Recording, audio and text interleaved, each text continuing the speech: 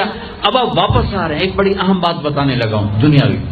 آپ نے کہا میں جس آسمان سے نیچے آیا، جس آسمان سے میں گزرا، نیچے نہیں، جس آسمان سے میں گزرا، وہاں کے فرشتوں نے کہا یا رسول اللہ علیک بالحجامہ، علیک بالحجامہ، یا رسول اللہ حجامہ کروائیے، حجامہ کروائیے.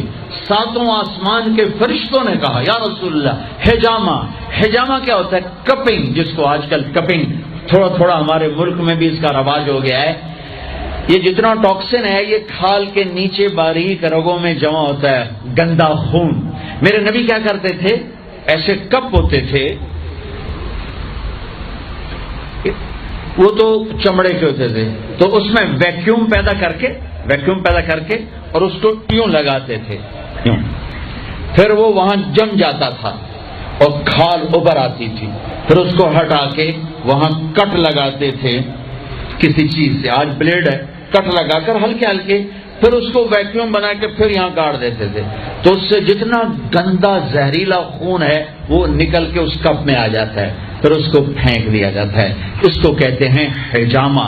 اور کمر کے سینٹر میں ایک پوائنٹ ہے جہاں حدیث میں آتا ہے 70 بیماریوں کا علاج یہاں کپ لگوانا ہے، 70 بیماریوں کا علاج یہاں کپ لگوانا ہے. یہ میرے نبی کے نے ہر آسمان میں فرشتوں سے سنا. ڈھونڈو، تلاش کرو. اب لاہور میں بھی یہ سلسلہ ہے. یہ تم ڈاکٹروں سے جان چھوٹ جائے گی اگر آپ نے میرے نبی والا طریقہ شروع کر دیا. حجامہ، غذا، سموسے پکوڑے نہ کھاؤ، دہی بھلے نہ کھاؤ، اور یہ ڈرنک نہ پیو، اور یہ روز بروز نہ کھاؤ، غذا سادہ رکھو، حجامہ کرواؤ. تمہیں اللہ بیماریوں سے نجات دے دے گا، تمہیں ڈاکٹروں سے نجات دے دے گا. میرے نبی کا طرز طعام، طرز خوراک، طرز علاج. آپ نے آخری سفر میں بھی کپنگ کروائی.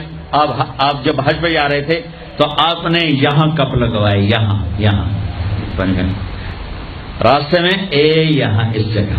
یہ آپ کا آخری حجامہ جو آپ نے سفر میں کروایا تھا. تو آپ کی مستقل عادت تھی کہ آپ حجامہ کرواتے تھے، کپنگ. وہ خون نکالتے ہیں، سارا باڈی کا خون گندا باہر نکل جاتا ہے اور پورا جسم فریش ہو جاتا ہے. بغیر دواؤں کے اللہ شفا یاب کر دیتا ہے. غذا سادہ کھاؤ، رات کو جلدی سوو، صبح جلدی اٹھو.